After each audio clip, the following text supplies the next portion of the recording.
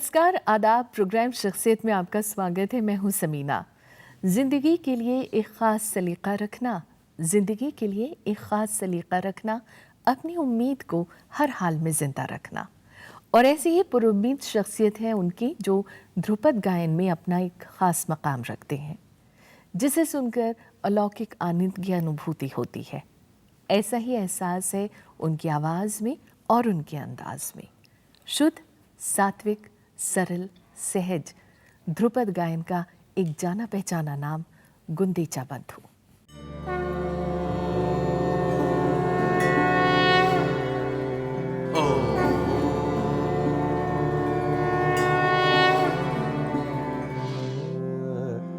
उज्जैन की सरजमी, महाकाल की धरती, मंत्रोच्चार की पावन ध्वनि।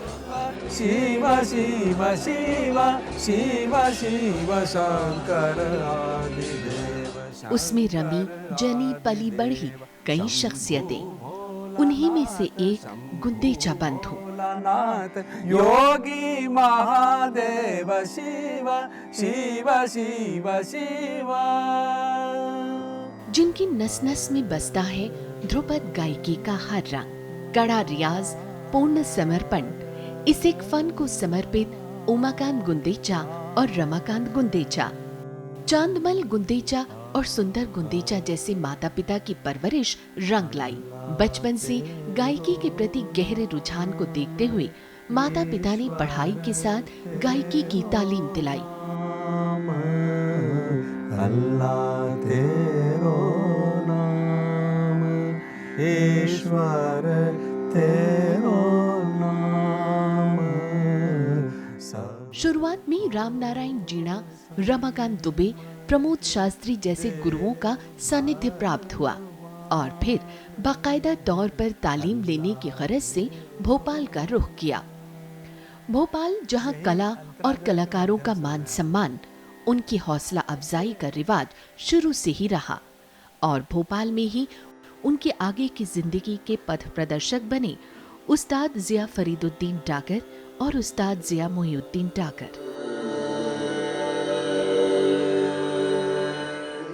4 साल का बेहद कड़ा प्रशिक्षण रंग लाया और गुरु का दिल जीत लिया। पहली प्रस्तुति रविंद्र भवन में उत्तराधिकार के नाम से दी और उसके बाद देश विदेश में अपनी प्रस्तुतियों से संगीत के शैदाइयों का दिल जीत लिया।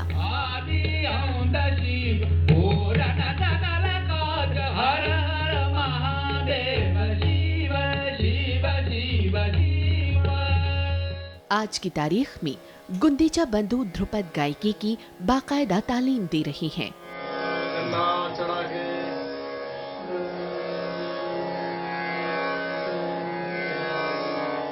और इस एक गरज से भोपाल में अपनी तरह के एक बेहद प्रतिष्ठित संस्थान ध्रुपद संस्थान का निर्माण किया है।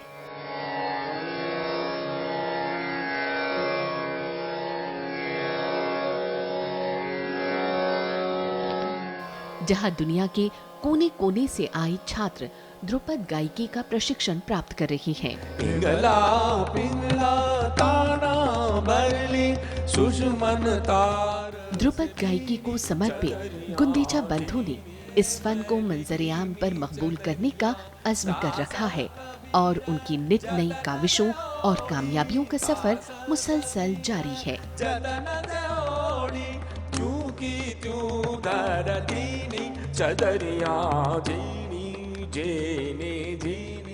बहुत बहुत स्वागत है उमाकांत जी, रमाकांत जी, शख्सियत प्रोग्राम में आपका। ध्रुपद गायन में अगर देखा जाए तो डागर घराने का अपना एक नाम रहा। ऐसे में गुंदेचा ब्रदर्स अपने आप को कहाँ पाते हैं? कैसे शुरुआत हुई? कैसे आपने ये सोचा कि बस इसी में रम जाना है? डागर घराना तो हमारा उस्ताद घराना है और जितने भी इस फैमिली के उस्ताद लोग हैं वो सब बड़े महान गायक हुए हैं।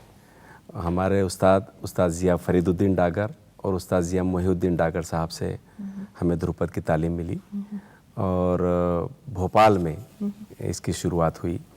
वहाँ ध्रुपद केंद्र में हम लोग उनसे सीखने के लिए उज्जैन से भोपाल गए थे 1981 में और फिर वहाँ उनसे सीखा। उसके बाद फिर हमने 85 से परफॉर्मेंस शुरू किया।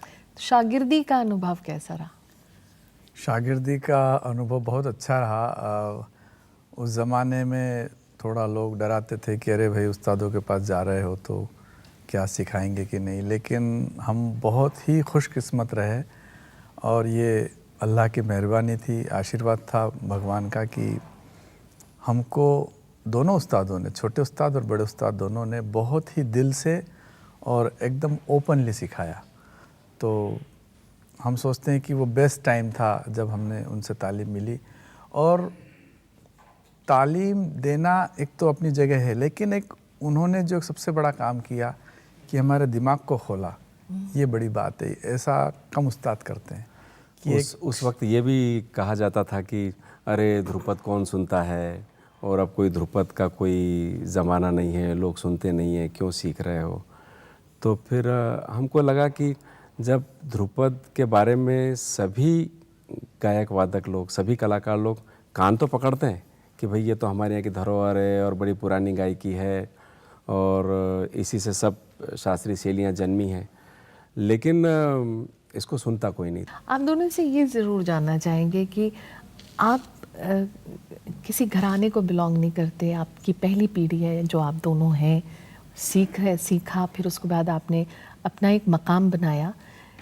जिस घराने से आप आते हैं, जो पारिवारिक आपका फैमिली बैकग्राउंड जो है, उसमें कितनी गुंजाइश रही जब आपने बताया कि आप इसमें अपना करियर बनाना चाहते हैं? मुश्किल तो था क्योंकि हम घर के दोनों बड़े भाई थे और कहने में ये बात सही है कि हम लोग non musician society and non musician families को बिलोंग करते हैं और हम वहीं से आए। लेकिन हमारे जो पिताजी माताजी का बहुत सपोर्ट रहा। वो चाहते थे कि हम कोई गहरी कला के माध्यम से अपने आप को आगे बढ़ाएं, उसमें कुछ अपनी पेट बनाएं। तो शुरू से बचपन से हम मंदिरों में भजन गाते थे, 6-7 साल के थे तभी से। फिर उनको लगा कि नहीं ये कुछ है इनमें टैलेंट, और उनके मित्रों ने भी बताया, तो हमने शास्त्रीय संगीत की शिक्षा लेना शुरू किया। धीरे धीरे हम एक स्टेज पर आए, फिर हमें लगा कि नहीं ध्रुपद में एक ख़ास बात है और इस फील्ड में हमें जाना चाहिए। लेकिन उमाकांत जी, अगर उस वक्त की बात करें तो जिस वक्त आपने सोचा होगा, तब गज़लों का और इन तमाम चीज़ों का एक बहुत बढ़िया सा प्लेटफॉर्म था जी। लेकिन आपने जो बिक रहा था उसको छोड़ के आप उस तरफ आए जहाँ अपने लिए कुछ कमाना भी एक बहुत बड़ी बात। मैं सोचता हूँ कि भगवान की मेहरबानी और माता पिता का सपोर्ट ही था कि हमने वो जो लोकप्रिय एक माध्यम था उसके बजाय एक ध्रुपद जैसी विद्या जो जिसका महत्व हमें उस ज़माने में ही समझ में आ गया था, उसकी ओर हम आगे बढ़े और सब अल्लाह की मेहरबानी मैं सोचता हूँ। आपने कहीं कोट किया है कि संगीत का कोई मजहब नहीं है। सीखते समय भी हमें कभी ऐसा महसूस नहीं हुआ कि हम में कोई धर्म का भेद है। वहीं पर हमने उस्तादों ने हमें को बिल्कुल बेटों की तरह सिखाया। जब हम लोग सीख गए, कुछ थोड़े इस काबिल बने कि हम सिखा सके लोगों को, तो हमने आलिया पाकिस्तान से आई थी हमारे पास, वो विजुअली चैलेंज लड़की थी, तो सन 2000 में आई थी वो, तो 4 साल रही घर में।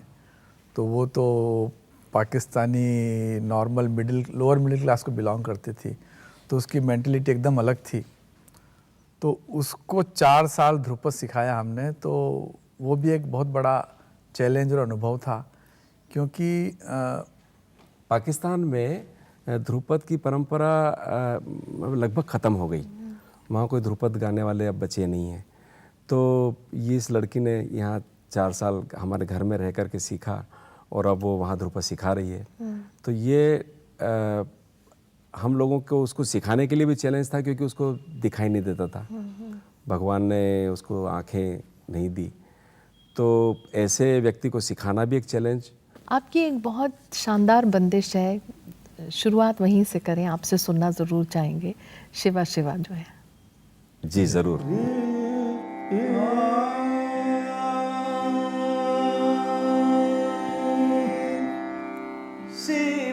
शिव शिव शिव शिव शिव शंकर आदिदेव शंकर आदिदेव शंभु भोलानाथ शंभु भोलानाथ योगी महादेव शिव शिव शिव शिव।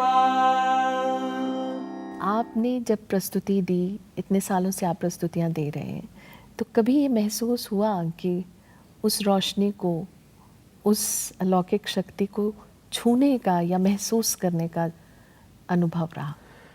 देखिए, संगीत जो है सारी योग साधनाओं में, जितनी भी योग साधनाएं हैं ईश्वर प्राप्ति के लिए, उन सारी साधनाओं में संगीत को सबसे उत्तम माध्यम माना गया है। ऐसा हमारे शास्त्रों में लिखा है और बुजुर्गों ने इसको अनुभव भी किया है। तो वो ऐसा इसलिए है कि जब व्यक्ति गाता है, जो व्यक्ति गाता है, उसका हृदय कोमल होता है और कोमल हृदय में ईश्वर का वास होता है। तो ये अनुभूति आपको अपने आप ईश्वर के पास ले जाती है। जब आप कोई परफॉर्मेंस देते हैं, गाते हैं, तो आपका हृदय जो है एक पवित्रता की ओर रहता है और पवित्र जगह पर ईश्वर का वास होता है। कुछ बंदिशें जिनकी आपने रचना की हो और उनका जिक्र आप करना चाहें? हमने बहुत सारे कवियों की कविताएं कंपोज की है ध्रुपद शैली में। मिडिवल पोइट्स में कबीर हैं, मीराबाई हैं। इधर आज इस सदी के भी जो छायावादी कवि हैं उनको, क्योंकि एक लोगों की ये भी शिकायत थी कि ध्रुपद एकदम पुराना और वही बंदिशें हैं, तो हमने सोचा कि कंटेम्प्रेरी जो पोएट हैं या जो ऐसे पोएट जो कि बहुत महान रहे, देखिए तानसेन के समय ही तुलसीदास जी भी थे, लेकिन संयोग से उनकी कोई रचनाएं न तो तानसेन जी ने गाई, ना कोई ध्रुपद में ज़्यादा सुनने को मिलती हैं। तो हमने सोचा कि ऐसे जो महान कवि हुए, मीरा, तुलसी, कबीर, हम उसी उनकी कविताएं ध्रुपद की अपनी पूर्ण मर्यादा के साथ क्यों नहीं गा सकते? कुछ एक आध प्रस्तुत करेंगे हमारी ऑडियंस के लिए? हाँ, कबीरदास जी का एक पद, झीनी झीनी चदरिया। झीनी झीनी झीनी झीनी मेरी चदरिया, जो चादर सूर नर मुनि ओढ़ी, ओढ़ी के मैली कीनी चदरिया, ओढ़ी के मैली कीनी चदरिया, दास कबीर जतन से ओढ़ी, दास कबीर जतन से ओढ़ी, चूकी त्यों धरतीनी चदरिया, जीनी जीनी जीनी। ध्रुपद गायन का अपना एक सेट मिजाज रहा है, ऐसे में जो आपके ये प्रयोग रहे, इनको किस तरह से लोगों ने लिया? हमें लगता है कि जब हमने शुरू में तो हमें थोड़ा डर लगा था कि हम ये काम कर रहे हैं तो, लेकिन जो लोगों का, कलाकारों का और मित्रों का जो सपोर्ट मिला वो बहुत ही अच्छा था। And I think everybody appreciated it. Even जब हमारे बड़े उस्ताद साहब जिया मुद्दीन डागर साहब वो जब जिंदा थे तो 87 में हमने पहली बार पद्माकर जी का एक पद कंपोज किया राग आसावरी में। आई खेली होरी घरे नवल किशोरी कहूँ, बोरी गई रंग में सुगंधन झकोरे हैं। इट्स होली का वर्णन है। तो वो जब हमने कंपोज किया राग आसावरी में सुनाया उनको तो बड़े खुश हुए। आपके कुछ दोस्त अहबाब हैं जिन्होंने अपनी राय का इजहार किया है आपके लिए, तो देखें आइए उनका क्या कहना रहा आपके लिए।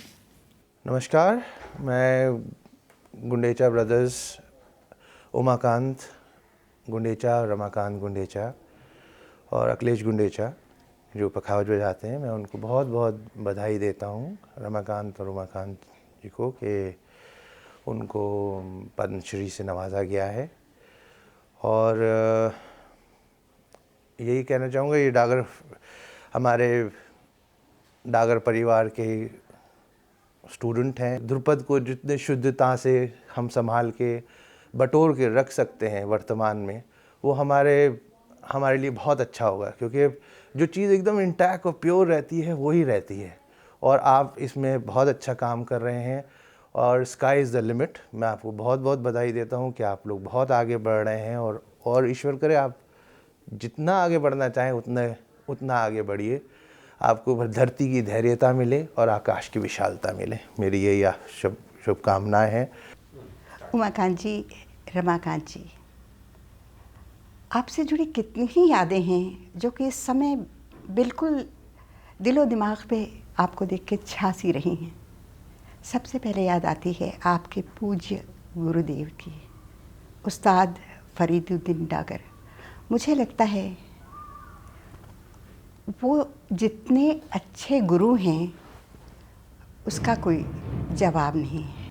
जिस तरह से ध्रुपद गुरुकुल में आप लोगों ने उनसे तालीम पाई है, उसी तरह का एक ध्रुपद संस्थान आपने खुद भी भोपाल में बनाया है और जहाँ पे बहुत अच्छी तालीम हो रही है। मैं चाहती हूँ कि जिस समर्पण से, जिस लगन से आपने ये विद्या हासिल की है, आपकी वो लगन हमेशा हमेशा बनी रहे और आप इस परंपरा के सत्व को इसी तरह से आगे बढ़ाते रहें और ये परंपरा अक्षुण्य बनी रहे। क्या कहना चाहेंगे इनके लिए? अरे ये उनका प्यार है, मोहब्बत है और बस ऐसे ही जो हमें हौसला अफजाई मिलती है उसी से हम लोग कुछ करने के लिए हमें प्रेरणा मिलती है। हम सोचते हैं कि हम जो आज यहाँ तक पहुँचे हैं, ये सब आप लोगों की मेहरबानी और हौसला अफजाई, हमेशा सपोर्ट रहा, वरना ध्रुपद जैसी विद्या में आगे बढ़ना थोड़ा मुश्किल काम रहा है। बातचीत का सिलसिला आपसे जारी रखेंगे। ले रहे हैं हम एक छोटा सा ब्रेक, हाजिर होते हैं बस थोड़ी देर में। आप देखते रहिए प्रोग्राम शख्सियत।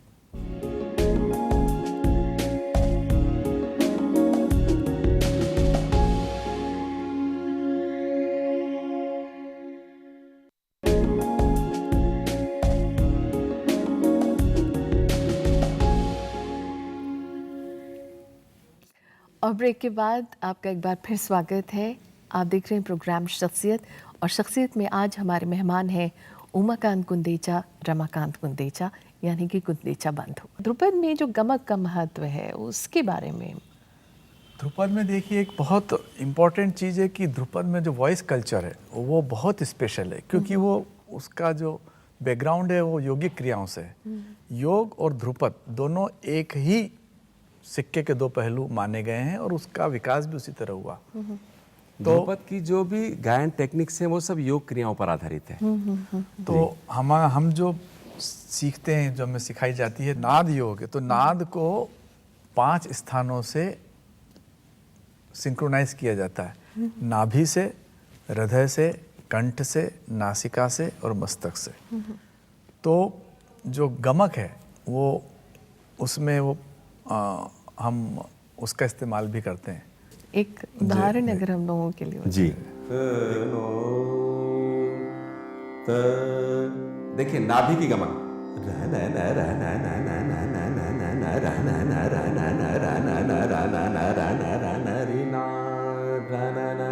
देखिए गला,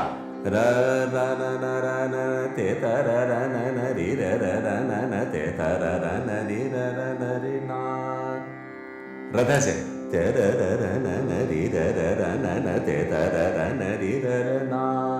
नाभि से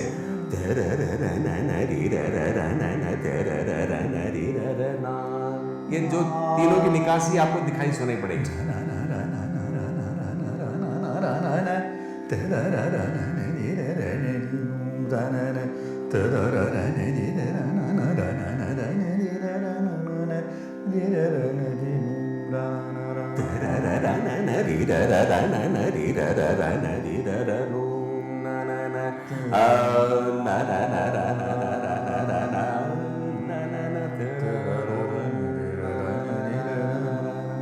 इस तरह से ये गमक का प्रयोग हम जब द्रुत आलाप करते हैं, बड़ी साधना है एक तरह से। जी, गमक को सुर में कहने में बहुत तालीम और अभ्यास की जरूरत होती है।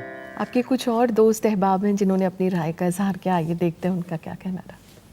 नमस्कार उमाकांत भाई, रमाकांत भाई, what a pleasure to meet you over here.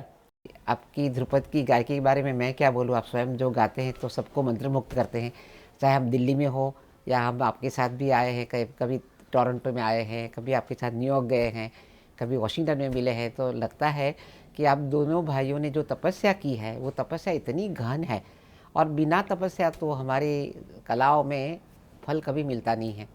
आपने न तो कोई अवार्ड की अपेक्षा की है, न आपने ये भी चाहा है कि हमें इतना बड़ा सम्मान मिले, पर वो सब आया है आपके पास। मैं भी ये भी मानता हूँ कि नई पीढ़ी में आप दोनों भाइयों ने इतना बड़ा योगदान दिया है कि हमें इसकी बड़ी खुशी है, हमें उसका बड़ा नाज है। मैं मानता हूँ कि हमारी भारतीय संस्कृति में आपका योगदान बहुत बड़ा रहेगा और हम आपको बड़ी बड़ी शुभाशीष देते हैं। नमस्कार। गुंदेचा बंधुओं से मेरी पहचान बहुत पुरानी है। हम दोनों एक ही शहर भोपाल से हैं। हम दोनों का संबंध भारत भवन से रहा है।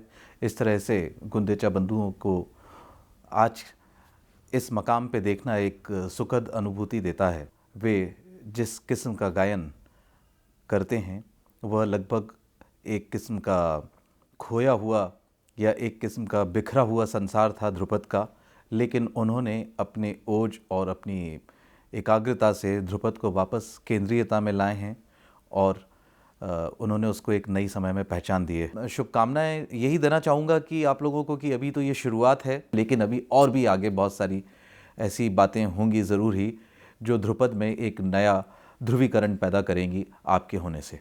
क्या कहना चाहेंगे इनके लिए आप?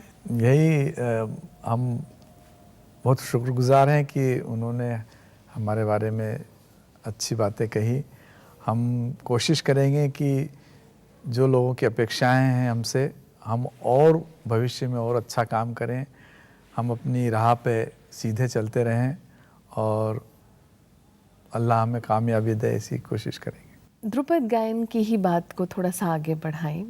जैसे जैसे वक्त गुजरता गया लोग सुनते गए, लेकिन कहीं ना कहीं ध्रुपद गायन काफ़ी मुश्किल रहा, बहुत से लोग इसे नहीं अपना पाए। संगीत को बहुत ज़्यादा उसका महिमा मंडन किया, नहीं ये तो बहुत कठिन है, बड़ी साधना है, 7 जन्म लग जाते हैं, 3 जन्म लग जाते हैं। तो इससे जो नए लोग करने वाले हैं वो आधे तो वैसे अधमरे हो जाते हैं, उनका वो निराश हो जाते हैं, वो उनकी जो करने की इच्छा शक्ति है वो भी मर जाती है। और आप ये सोचिए कि जब गुंदेचा बंधु 4 साल में इतना गा सकते हैं तो नए लोग क्यों नहीं गा सकते? बिल्कुल, वो तो और ज़्यादा टैलेंटेड पीढ़ी है। हमसे ज़्यादा टैलेंटेड, नए लोग जो आ रहे हैं हमसे ज़्यादा टैलेंटेड है। आपको भी ये क्या लगता है, बहुत से लोगों से जब हमने बात की तो जो प्रोत्साहन इस विधा को मिलना चाहिए उतना प्रोत्साहन इस विधा के लिए नहीं है। एक हमारे उस्ताद जिया मोहिउद्दीन डागर साहब और जिया फरीदुद्दीन डागर साहब की ये बड़ी मेहरबानी रही ध्रुपद पर कि उन्होंने पहली बार इतने सारे शागिर्द को सिखाया अपने घराने से से बाहर, और अगर हम और स्पष्ट करें तो अपने रिलीजन से बाहर। ये पहली बार हुआ ध्रुपद की हिस्ट्री में जब उन्होंने इतने सारे लोगों को सिखाया। तो ऐसा ही प्रयास और होना चाहिए। हम भी कोशिश कर रहे हैं। हमने जो भोपाल में गुरुकुल बनाया ध्रुपद संस्थान, वहाँ पर इस समय लगभग 30 विद्यार्थी फुल टाइम ध्रुपदी सीख रहे हैं और सारी दुनिया से हैं, वहीं रह कर के वहीं सीखते हैं, गुरु शिष्य परंपरा से। कितने बच्चे, जैसे आपने बताया काफ़ी सारे बच्चे हैं, ये तमाम बच्चे जो हैं ये ध्रुपद की तालीम ले रहे हैं? लड़के लड़कियां दोनों और देश विदेश से आकर ले रहे हैं। उनमें कितना समर्पण दिखता है? क्योंकि जिस वक्त आपने सीखना शुरू किया वो दौर कुछ और था, आज का दौर बहुत अलग है, लेकिन जो गुरु शिष्य परंपरा का जो निर्वाह होता है, क्या देखिए आज भी लोग उतने ही डेडिकेशन के साथ सीखने को तैयार हैं, और जो हमारे पास जो बच्चे हैं वो तो बराबर सीख रहे हैं, वहीं रहते हैं फुल टाइम। विदेशों के बच्चे भी रहते हैं और अपने देश के भी विभिन्न इलाकों के बच्चे। विदेशी से मुझे याद आया कि विदेशों में जब आपने परफॉर्मेंस अपना शुरू किया, जब वहाँ अपनी प्रस्तुतियाँ देनी शुरू की, तो वहाँ की जो ऑडियंस है उसका रिस्पांस कैसा रहा? संगीत जो है वो एक यूनिवर्सल लैंग्वेज है। जो अच्छा संगीत है वो सबको पसंद आता है और उसमें शब्दों का कोई महत्व नहीं है। जो अच्छा संगीत है वो अच्छा संगीत है।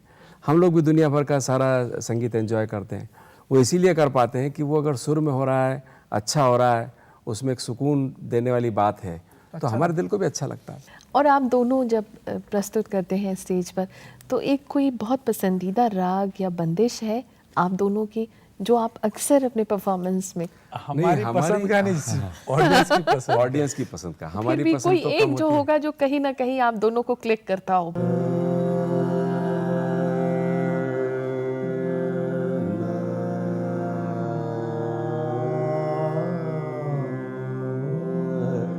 रा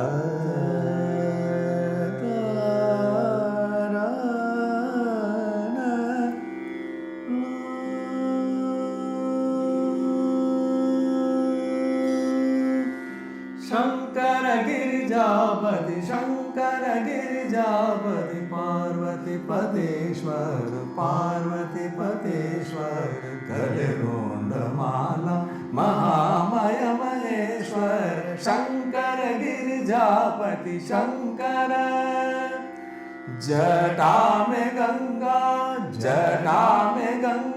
त्रिलोचन त्रिशूलधर जटा में गंगा त्रिलोचन त्रिशूलधर नमो कैलाशपति सतिवर भुवनेश्वर शंकर गिरिजापति शंकर। लेकिन वक्त की पाबंदी है, लेकिन चलते चलते हमारे इस कार्यक्रम में एक छोटी सी गुजारिश रहती है अपने मेहमानों से कि अगर उनको कोई गीत फिल्म का अच्छा गीत लगता हो तो वो हमारी ऑडियंस के लिए गुनगुना दें। देखिए, ये एक बहुत ही प्रसिद्ध और बहुत ही पुराना गीत है। अल्लाह तेरो नाम ईश्वर तेरो नाम अल्लाह तेरो नाम ईश्वर तेरो नाम।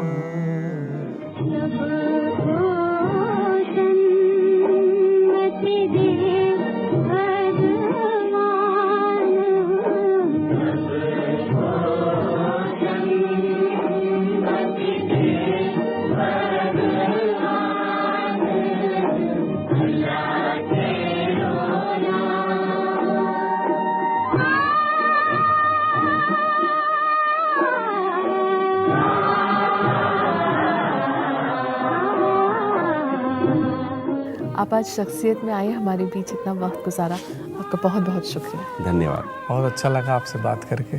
तो शख्सियत में आज फ़िलहाल इतना ही। एक और चमकते ताबिंदा सितारे के साथ होगी जल्द मुलाकात। इजाज़त दीजिए, नमस्कार, आदाब।